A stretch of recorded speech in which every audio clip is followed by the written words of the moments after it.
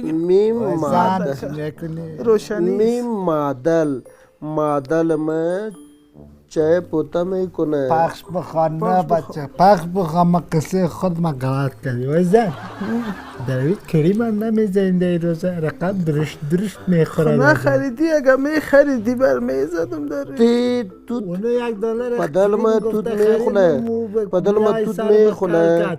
جیم جوالی جوالیله مردم میخونه. جوالیله او بچه چرا تشناب نمیری؟ بهتر بیار بچه بایه بگی مردکه ایره بخود چوشیدگی سری درم است.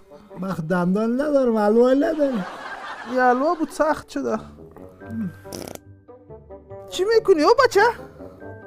اینو بدلمون باید بدل. همین راست چه بگیم این دفعه از میخون نبود صدا استابت جیل کمپل بوی تو بوی ازی تو جیل کمپل تو بوی خارمه چی کنم؟ کلالا بویلی برو ما بوی کلان خوردم میفهم که از کلان چرا کم بوی میت از خورده چرا کم بوی دان بزنم رقم خاکباد شده سایکو شدید زده.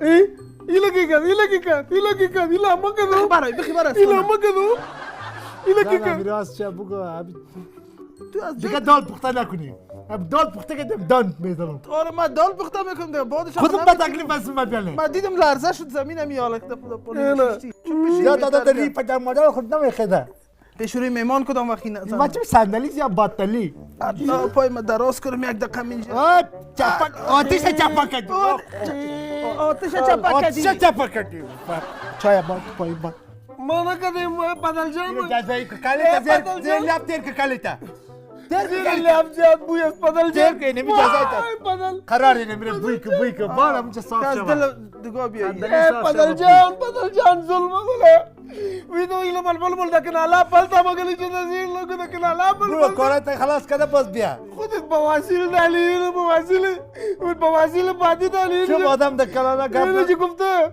میم بواسیل بدل ما بواسیل بعدی داله غلط میکنه موتر می آمد حال دستم فاول هم بین بواسیر آمده مواسیر میلم ده میم مواسیر برو برای از خانه او نه او بچه